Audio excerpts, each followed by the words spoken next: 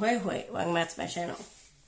Today is my son's 7th birthday, and I figured that I'll talk to you guys about my labor and giving birth to him. I will try hard not to go into minute details because some stuff is icky. I will say that right now. But just to talk about it, so this is like a story time. A couple of things I want to point out. In Sweden, they don't induce you unless you're 2 weeks late and there's a medical issue at bay. So in other words, if you're before your due date, they will not induce you just so you don't want to be pregnant anymore. And I think because they feel like they don't want to intervene as long as there's no medical issue going on. Like, for instance, if you're diabetic and pregnancy is affecting you, then yeah, they may consider doing that. Or you have preeclampsia or something like that, then they'll do an induction. But if you're still below your due date and there's no medical problems going on, they will just let you wait and let nature take its course. But then 2 weeks later, if there's no baby yet, then they'll induce you. And also in Sweden, they don't do C-sections unless it's medically necessary.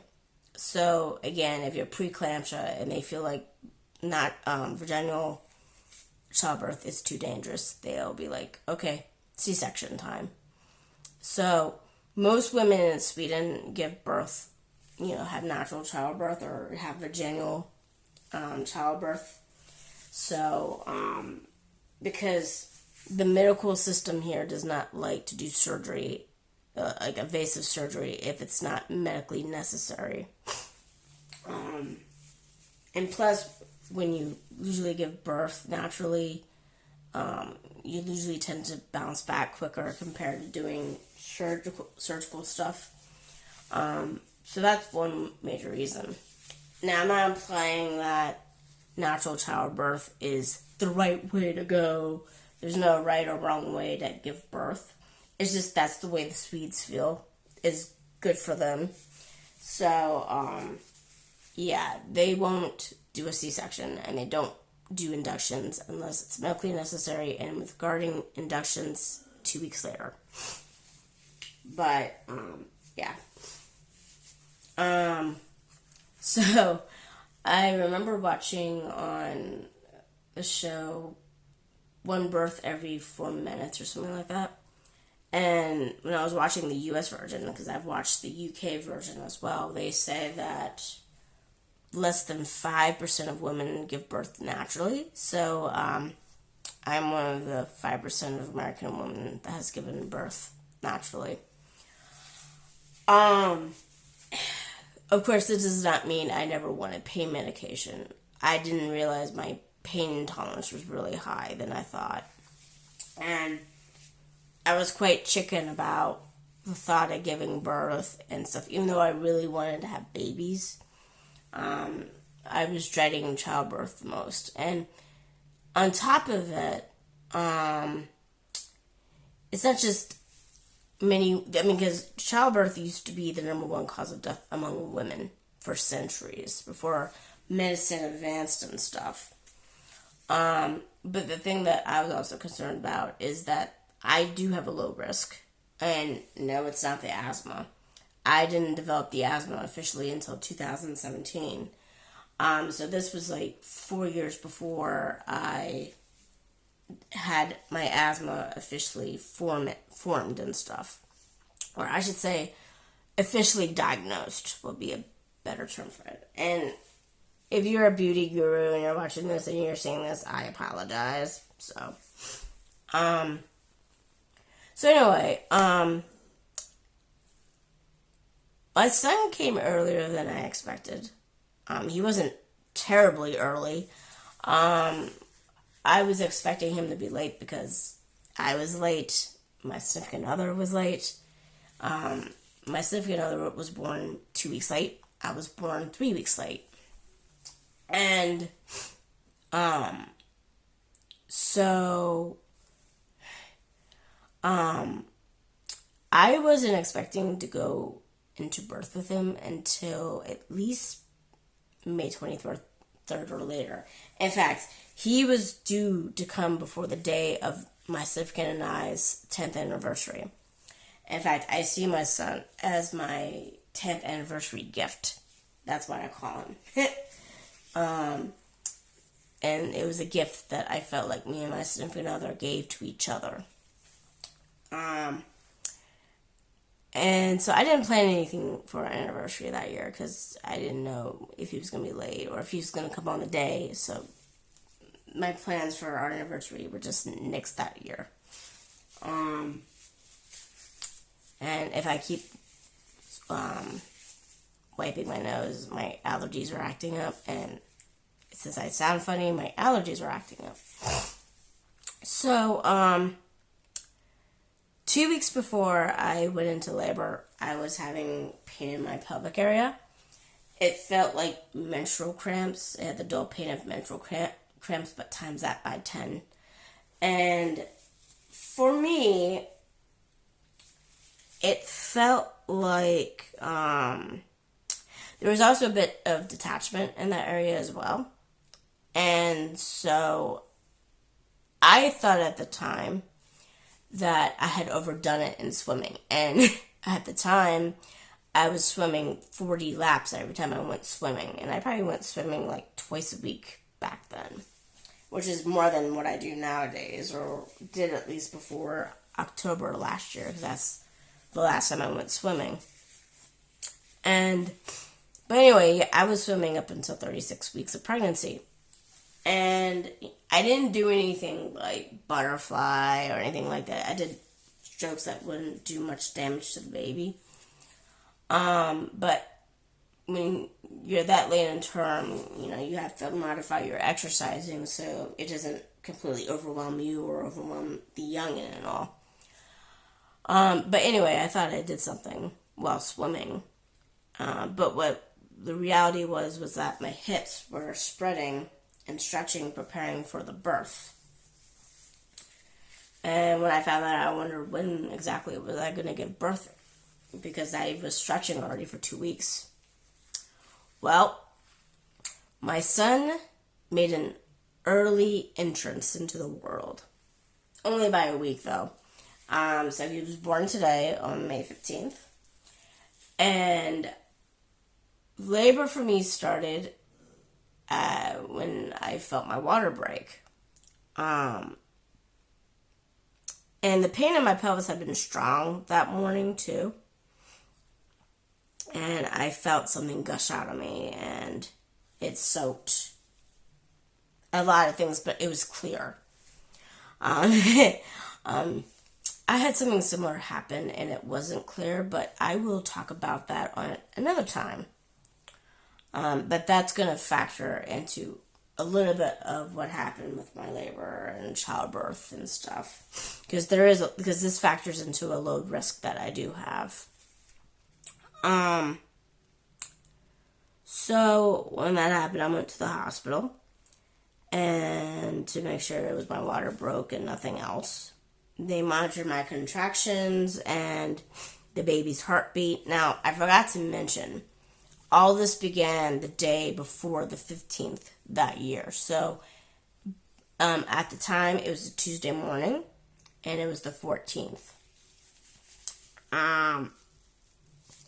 They did an exam on my genital region and checked out my cervix, which is fun.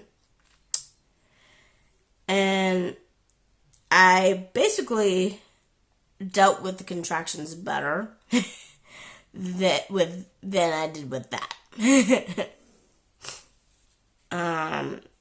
And they actually opened me up with the spectrum to check out my cervix. And it was different than when I was in labor with my daughter a year later.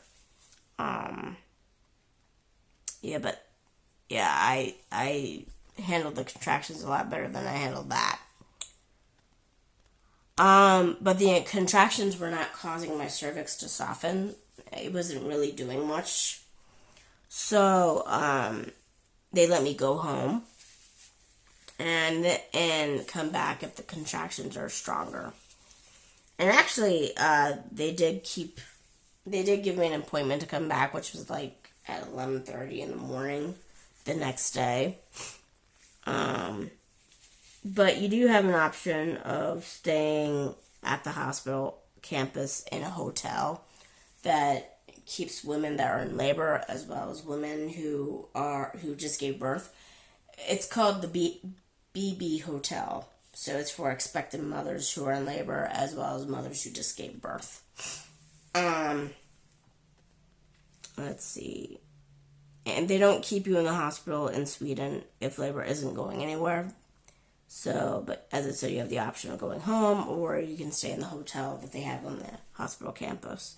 And I chose to go home, which was not a wise idea, and you're going to hear about why. But anyway, I chose to go home because I felt like it would be less stressful home than it was if I stayed there. So I had contractions throughout the rest of the afternoon and evening, and they got painful around 7 at night, and they went away until 9 p.m. And on there were 2 occasions during that time where the contractions were so bad that I was really sobbing my eyes out.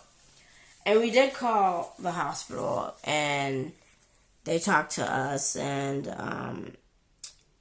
let's see. But the labor ward recommended to take painkillers first that is safe for the baby, like Tylenol, before I consider coming over. And after I took that, I didn't feel pain anymore much after that.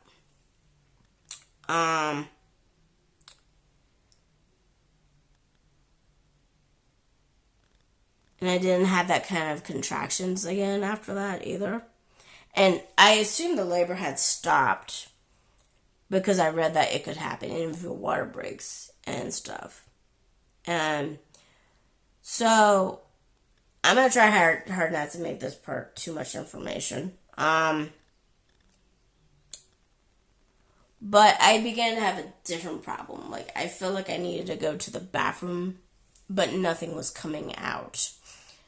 And,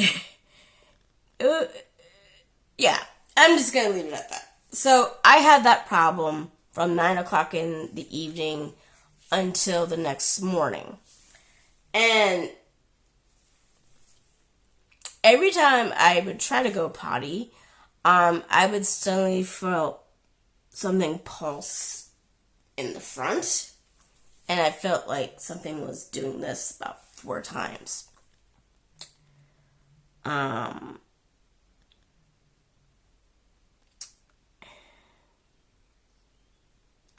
So basically, I spent most of the night trying to go potty and nothing coming out. And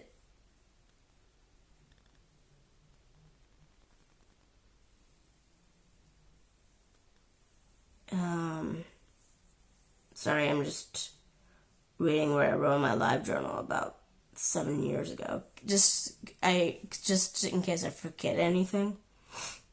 I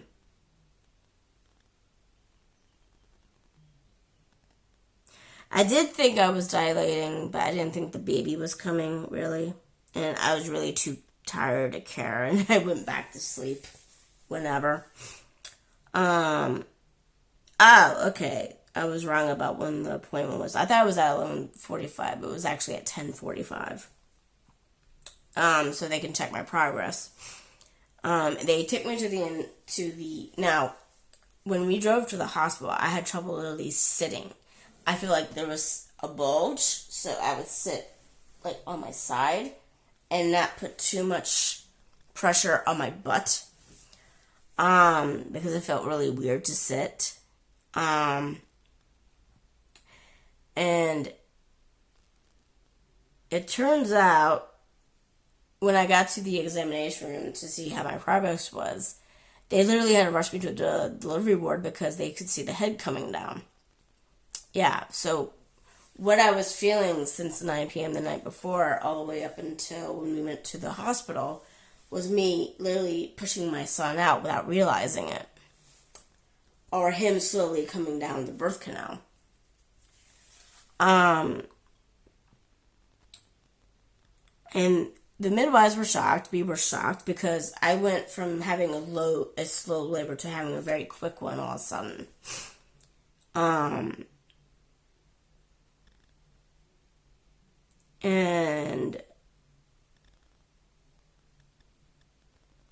as I said, they rushed me to the delivery ward. And that feeling of going to the bathroom and having nothing come out, that is basically how I'm going to push out my son. Yeah. You always wonder when you hear it on TV, watching other people give birth, the midwives or nurses or gyno always saying, push, push, and it feels like a bowel movement and all this other stuff. And you're wondering, how could that be? The baby's coming out of my hoo-ha, not my butt.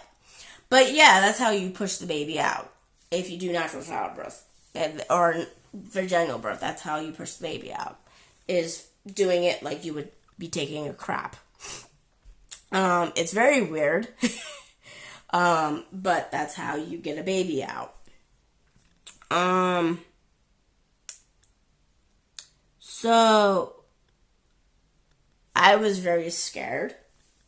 I remember that clearly because I was scared of how much pain I would be when I give birth. And I was begging them to give me pain medication. And I was begging them to put me under like they did with my mom. Because my mom had to be put under when she had me.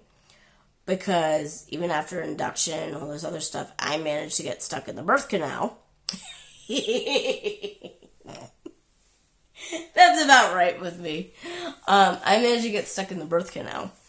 And they tried to get her to push, and every time she would push, my heart rate would just drop.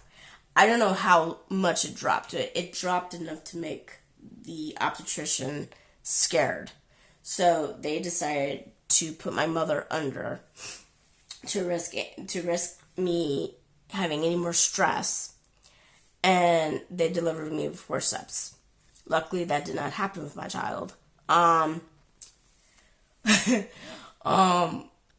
with me, I was scared. I was scared of the pain of what I would be in if I had birth. Because my mom didn't have natural childbirth. She had an emergency delivery with me involving forceps when she was under anesthesia. And with my brother, she was a C-section because my brother was too big for her to deliver, vaginally and stuff. So she didn't know how the pain of childbirth really felt. And I would know firsthand how that would feel. But I was scared to do it. And when I think back on it, I underestimated how strong I was because I always thought myself as chicken when it comes to pain. So, I'm begging them, give me something. They're like, it's too late for the strong drugs because it will affect the baby and stuff. So the only thing they can give me that was safe was nitrous oxide, which is the stuff that you go. Now, if you're wondering why I did not get that early on, is because in Sweden, the midwives are responsible for reproductive health. They're responsible for pap smears. They're responsible for birth control consultation, as well as giving it, like, for my case, injecting me with the birth control implant. They're responsible for delivering babies. They're responsible for prenatal care. They're responsible for everything until there's a problem. And that's when they call either a gynecologist in or an obstetrician. So gynecologists and obstetricians are usually involved if there's a major problem that the midwives are not qualified to handle. So if there's a major problem, a gynecologist or an obstetrician will step in. So the midwives were like, no, it's too late. The midwives and nurses were like, nope, it's too late for you to have strong drugs. You need nitrous oxide. And also, another thing is that they don't do the drugs early on in labor because they feel like they'll wear off once it's time to give birth to the baby. like you hear stories about how women get epidurals in the U.S. and then they say by the time they give birth to the baby, they still feel it regardless of the epidural. In Sweden, they feel like if you give it too early to a woman, it's not going to work by the time it's time for them to give birth. So they try hard as they can to wait. Now, there is a point where they will give you the drugs, but you have to know when to say to the nurses and midwives, I need the drugs. But I never reached that point because I could handle pain more than I realized. I guess you could say I'm a glutton of punishment or something. But does this mean that I'm strong and everybody who hasn't gone through natural childbirth, or let alone, does this mean that they're weak? No. I was expecting to have drugs. I literally got afraid that I couldn't use a lot of drugs when I was giving birth, other than nitrous oxide. But then again, the nitrous oxide was enough for me.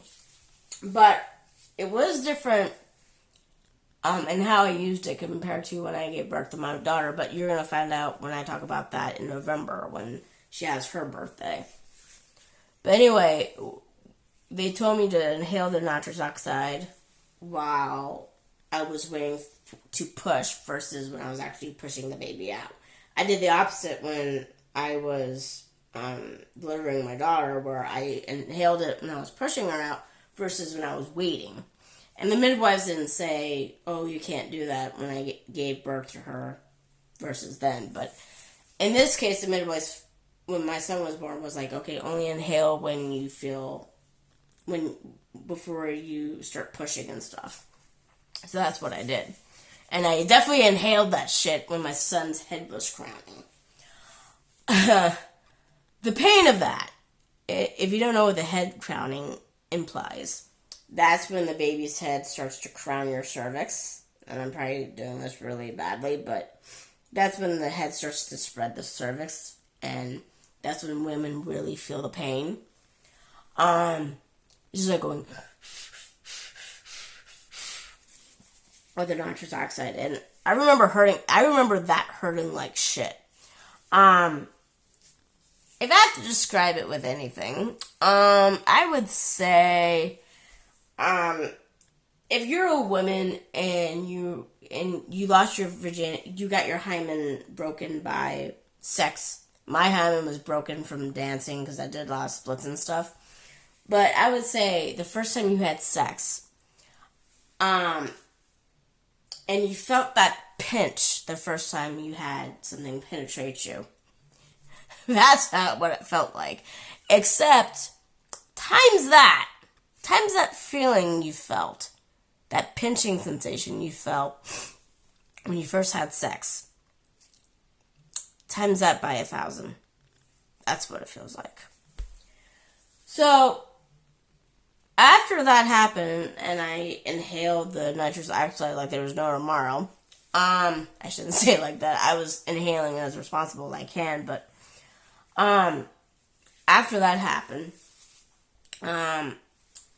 I don't remember much. My only focus was on getting my son out and his survival. So I did another push, and he was out, and he started crying. He had nice, set, clear lungs. I didn't have to worry about him having any problems when he came out of me. And, let me see if there was anything. I think actually that's, one of the reasons why a lot of women don't actually remember the rest of the childbirth regarding the pain aspect. I know they say that a hormone's released when you give birth, so you don't remember the pain, but I think another reason is that your natural instincts take over. And when it's time to push the rest of the baby out, because you're only concerned about their survival, you don't even consider yours anymore at that point.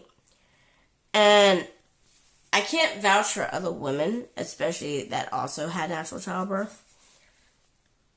But that instinct made me not think of the pain at all, and just, as I said, focus on the survival of my kid that I was bringing into the world.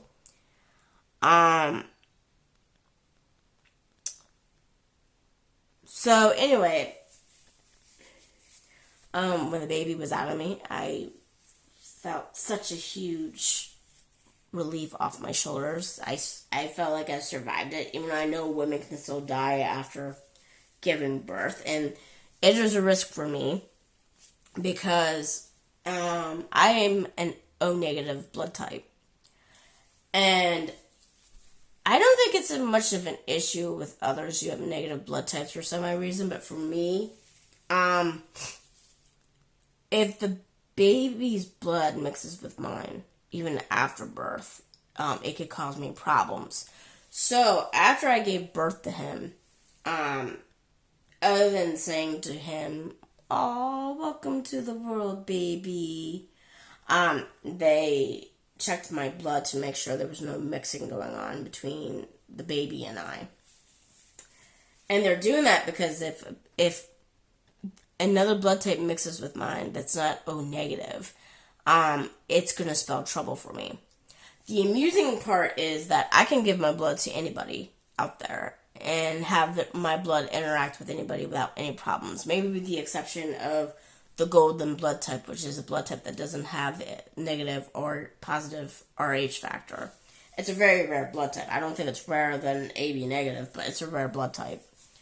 But even though I can donate to almost all the blood types with the exception of that one, I cannot get any other blood type to mix with mine other than O negative. So if the baby's blood type isn't mine, and it's a different blood type, that could spell disaster for me. And that has happened before. That has happened to me when I had a miscarriage. But I will go into details with that later on. Because that plays a huge role in that. And this risk also, I can bleed out, because that's what happened when I had the miscarriage. When the youngin's blood mixed with mine when I miscarried it. Because, my body is not supposed to have any of the blood type mixed with it. And, so as a result, I began to bleed out when I had the miscarriage.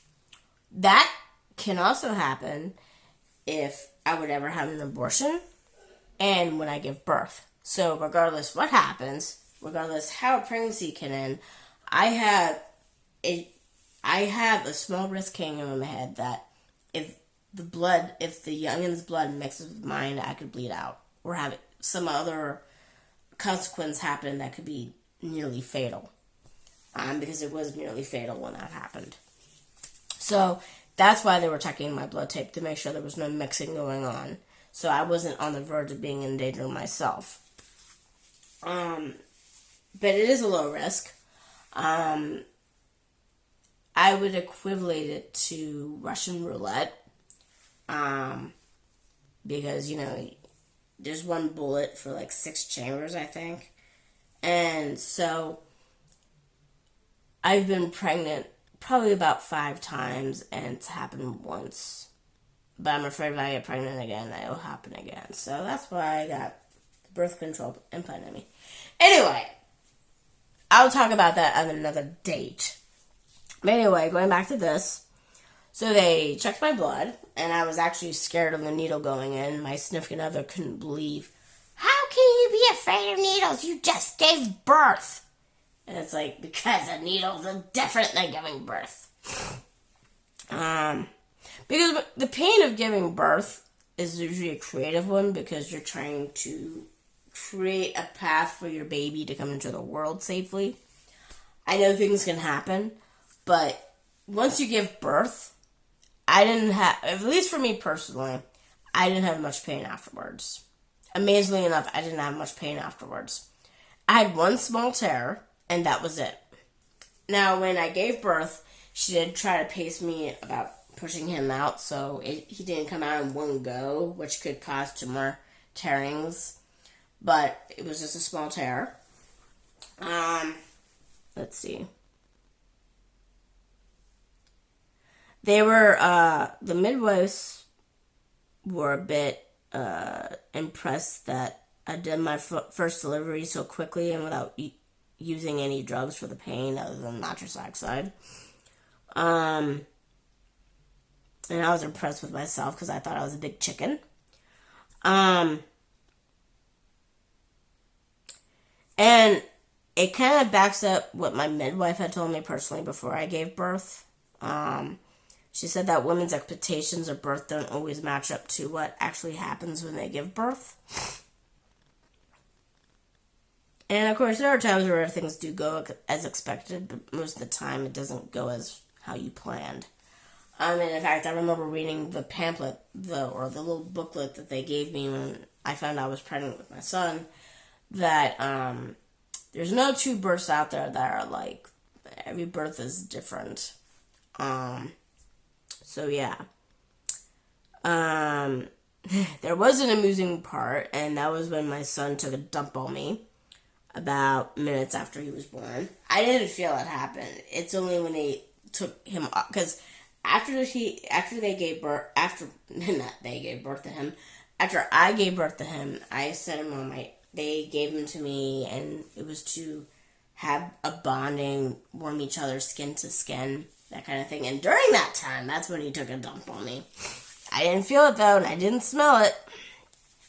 I didn't know a newborn can have a bowel movement that quick.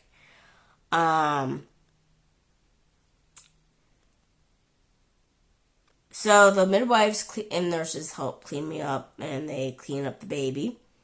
And I just spent an hour bonding with him before he was weighed and measured. And then I breastfed him for the first time, which went well. So after that, me and my significant other had some hot chocolate and some juice and sandwiches before we were escorted to the baby hotel where I could recover and stuff. And they do that so they can monitor the babies and mothers to make sure there's no after effects. It's like a little hotel room, and they keep the baby with you. The baby is in a little bed that you see in some hospitals. So there's no room where all the newborns go to be together. The newborns stay with the mothers. And the midwives will occasionally come and check on both the mother and the baby. And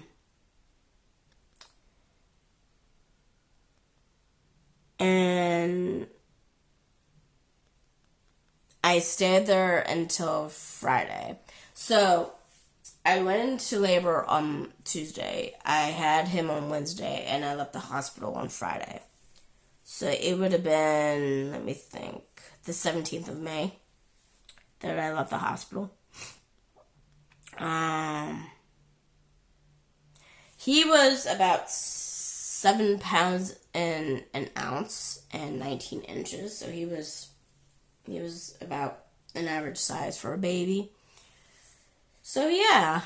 So my son is 7 today, and I can't believe that 7 years ago today I gave birth to him. So my labor was 27 hours long, and I had natural childbirth, and I survived it, obviously, and yeah. So, if you like this video, hit like. If you subscribe, I'll be absolutely delighted. I hope none of this was too much information. I was really trying hard not to go get too much information and stuff, because, like I said, some parts were icky. Yeah. And I do plan on talking about the labor and birth of my daughter in November when she has her birthday. And I will confront some demons of mine personally over the miscarriage I had nearly 10 years ago on December 1st, because that was the miscarriage that nearly killed me. So I'll go into more details of that on that day, and I think it'll be a good thing, because I think it will finally close the book after all these years. So, yeah. So, for women out there, how was it for you giving birth? Was it hard, easy? What kind of birth did you have? Did you have an easy-going pregnancy? Did you have a hard pregnancy? Tell me in the comments. And boys, you can do the same thing. You can tell me if your wives, girlfriends, or whatnot, how their pregnancy was and childbirth was as well. Let alone how your thoughts were when your wives or girlfriends gave birth. Okay? And See you guys later. Bye bye.